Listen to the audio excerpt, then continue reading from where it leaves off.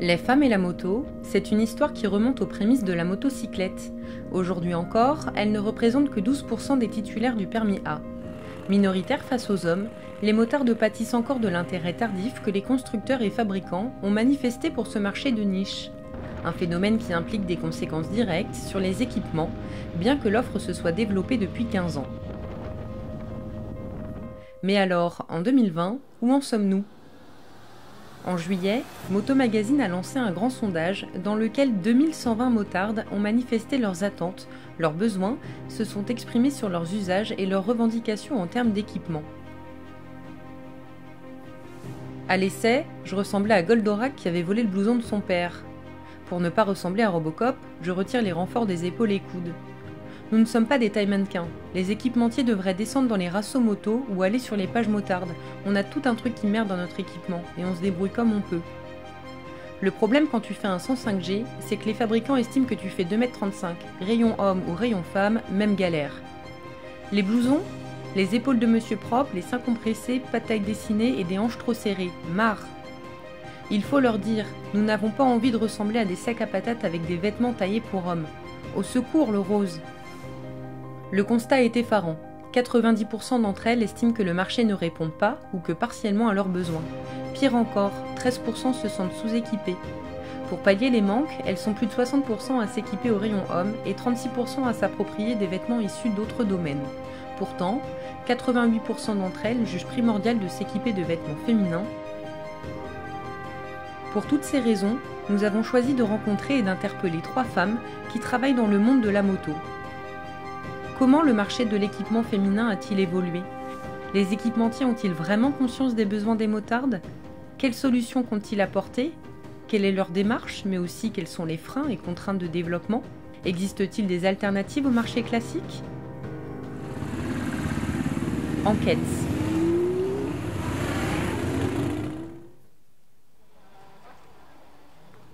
Située à Versailles, Lady Zigzag est l'une des 2 seules boutiques françaises spécialisées dans l'équipement féminin avec LNLM à Paris.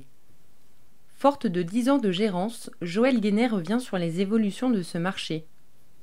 Le cuir a été écarté au profit des textiles qui étaient résistants mais beaucoup plus confort, au profit de coupes qui étaient plus urbaines parce que comme ça on peut utiliser son vêtement à la fois pour aller sur sa moto mais aussi pour aller sur le travail et on n'est pas estampillé.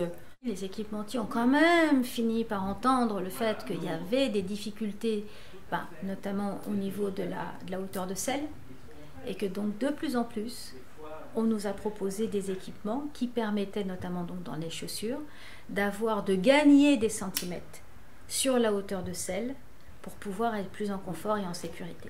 Selon notre sondage, la sécurité reste le critère primordial recherché par les motardes lors d'un achat. Un constat partagé en boutique, mais pas que. Elles ont ce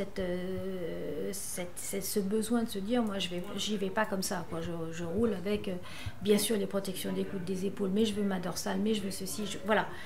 Et ça, c'est vraiment quelque chose peut-être plus fort chez la femme que chez l'homme. En tout cas, c'est comme ça que je le ressens quand les gens viennent ici. Une femme n'a pas un seul équipement, elle en a plusieurs. Elle va reproduire d'une certaine manière ce qu'elle fait au niveau du prêt-à-porter, au niveau de la moto, parce que c'est ce qu'elle aime, parce qu'elle cherchera à se faire plaisir de la même façon qu'elle se fera plaisir sur autre chose. Il y a un chiffre d'affaires à la clé qui est loin d'être négligeable.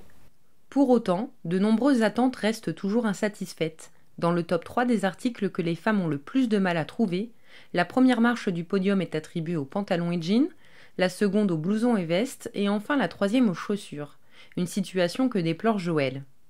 Vous avez pléthore de propositions chez les hommes.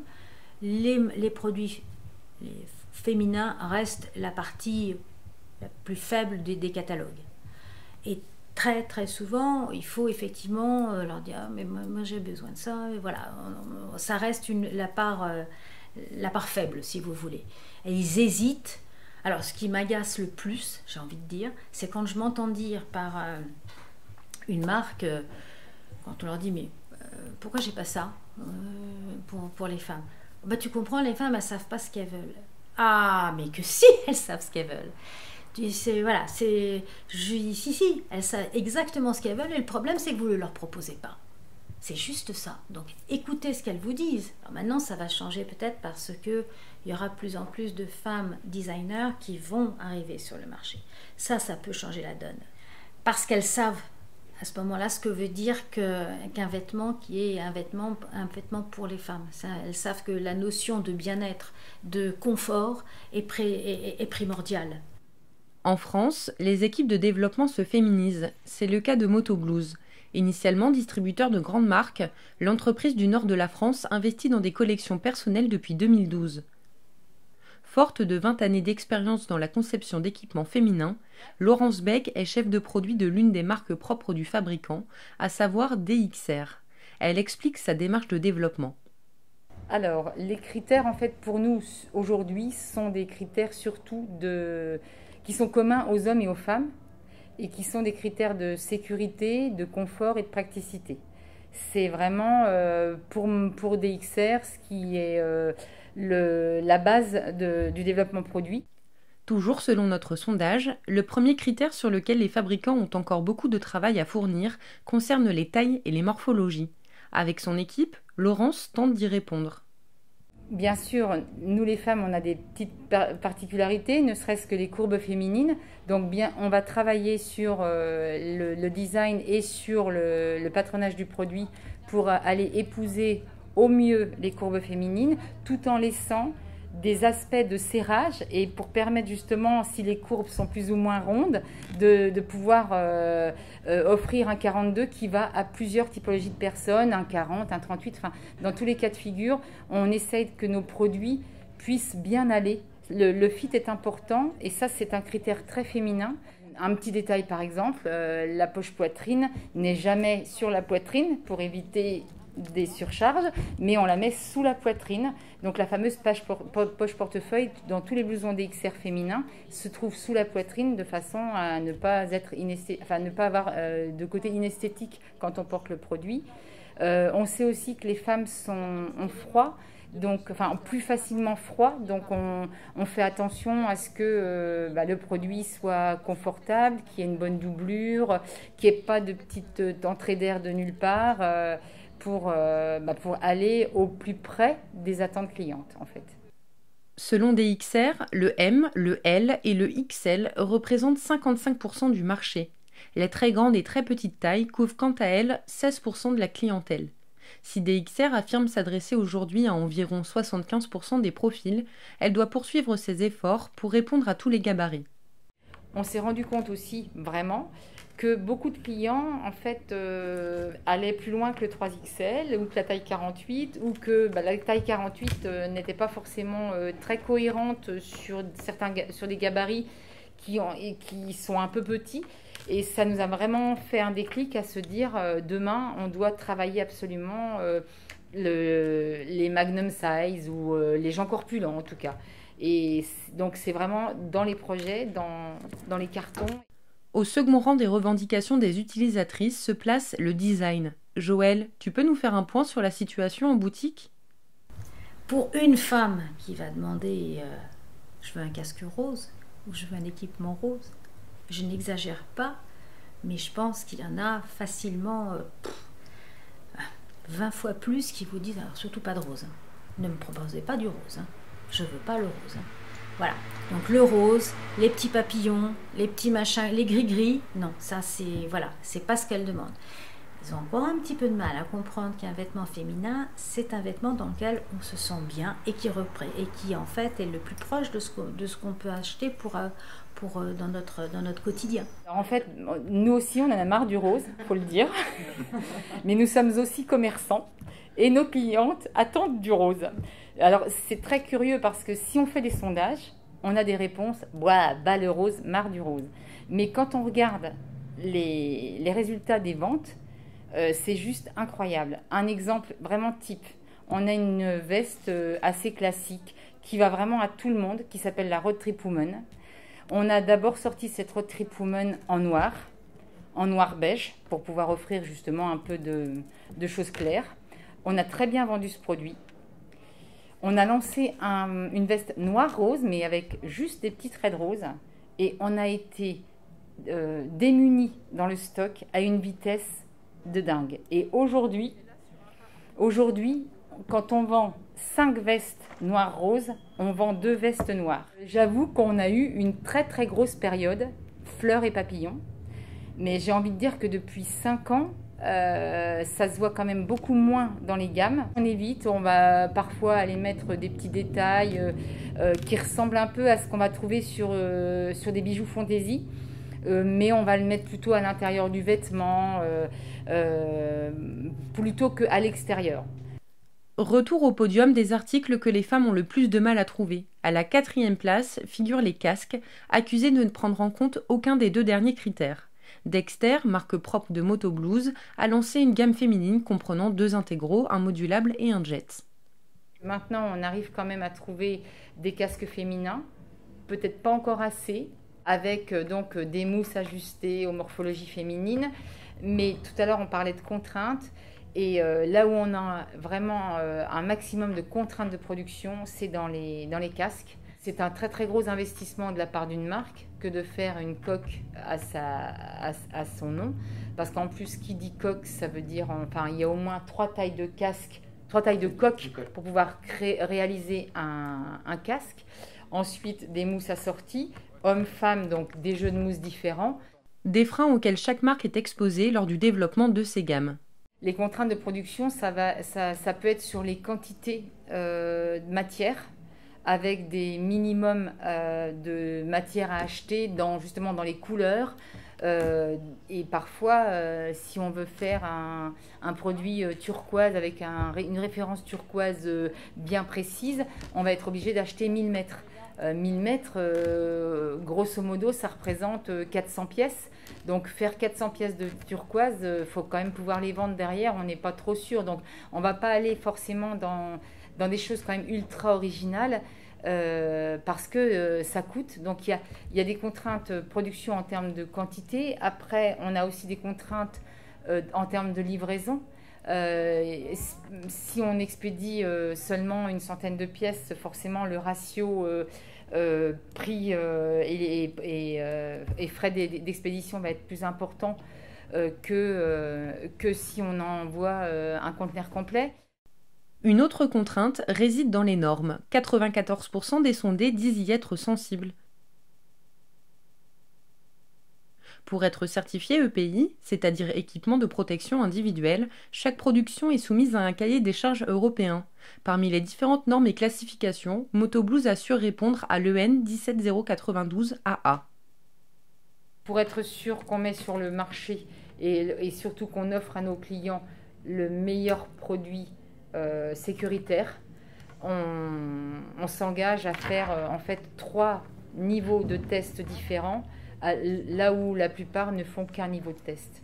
On va parler de tests par rapport à des matières dangereuses, donc le nickel, le chrome, les azos, donc tout ce qui est couleur. Et donc grâce à tous ces tests, on sait que même si forcément aujourd'hui on va chercher des approvisionnements produits assez lointains, mais on sait que ça respecte un cahier des charges européen. Et pour la suite, que nous réservent les fabricants ? Toujours dans une dynamique de meilleur rapport qualité-prix, les marques propres du fabricant misent sur de nouveaux concepts. Une information importante lorsque l'on sait que la majorité des motards s'équipent dans des boutiques mixtes grand public comme Moto Blues et qu'elles dépensent entre 100 et 500 € par an. Demain, par exemple, notre rêve, ce serait de pouvoir faire de la customisation et donc pouvoir proposer aux clients des produits vraiment customisés comme ils le souhaitent. Alors pas de la pièce unique, mais peut-être customisés pour des clubs ou choses comme ça. Bon, sauf que aujourd'hui, quand même, il y a tellement de frais inhérents à cette customisation que ça reste compliqué. Mais bon, on y travaille et on proposera peut-être des solutions d'ici un an. Aujourd'hui, on sait très bien que qui dit sécurité dit résistance à l'abrasion, résistance à la couture. Et donc, on ne peut pas se permettre finalement d'amener des matières ultra légères. En tout cas, aujourd'hui, on ne les a pas trouvées. Mais encore une fois, on a les projets d'aller voir d'aller chercher auprès de marques ou d'écoles techniques, d'aller chercher en fait des nouvelles matières qui sont à la fois légères, confortables et résistantes. Ça, c'était pour le marché classique. Mais lorsqu'on n'y trouve ni blouson à ses hanches ni pantalon à ses fesses, existe-t-il des alternatives à la grande distribution? Une idée, Joël? Les marques aussi ont entendu le besoin. Il y a des marques de femmes qui se sont créées aussi pour répondre directement à ça. Il y en a régulièrement qui apparaissent. Alors malheureusement, elles n'ont pas les reins suffisamment solides et on ne voit pas les produits se poursuivre. Mais ce n'est pas parce que les produits n'intéressent pas. C'est simplement parce qu'il y a un problème économique à régler et qu'elles n'ont pas les moyens de le régler, d'accord, au niveau du marché. Mais en tout cas, elles ont créé le besoin. Et le besoin a quand même fini par être entendu par les fabricants. Le besoin, c'est à partir de ce constat que Céline Froissart a créé la jeune marque 2006. Fabriquée en France et homologuée selon les normes en vigueur, sa nouvelle gamme compte bien valoriser les courbes féminines tout en offrant de la sécurité. Sur le jean, il y a 3 morphologies différentes pour commencer. Donc forcément des morphologies qui vont pas forcément trouver jean à leur taille dans l'habillement plus classique, avec notamment un jean qui est plus unisexe, qui peut être aussi porté par les hommes, mais avec des cuisses un peu plus larges. Un jean un peu plus classique pour les filles qui ont la taille plutôt fine et un peu de fesses. Et le troisième, on est sur une morphologie, ce qu'on appelle en H, avec, on va dire, autant de ventre que de fesses. Voilà, donc, et en termes de gamme, ça va du 34 au 50, avec 2 longueurs de jambes, pour pouvoir s'adapter entre une petite. J'ai testé notamment avec des membres de ma famille qui font 1m54. Et des grandes, il y a des filles du motoclub qui font 1m80 qui m'ont prêté leurs jambes pour tester les jeans et comment il leur allait. Alors le blouson, il existe en une seule morphologie par contre, c'est plus pour les filles qui ont de la poitrine. J'en ai un peu et j'ai toujours eu la poitrine écrasée dans mes blousons. Donc là c'est vraiment l'idée de se dire j'ai de la poitrine, j'ai de la taille marquée, comment est-ce que je fais ressortir ces formes féminines pour le blouson. Grâce à son initiative, Céline élargit l'offre, mais pour elle, ce marché est complexe. Si vraiment on écoutait chaque motarde, on pourrait tout refaire tout le temps.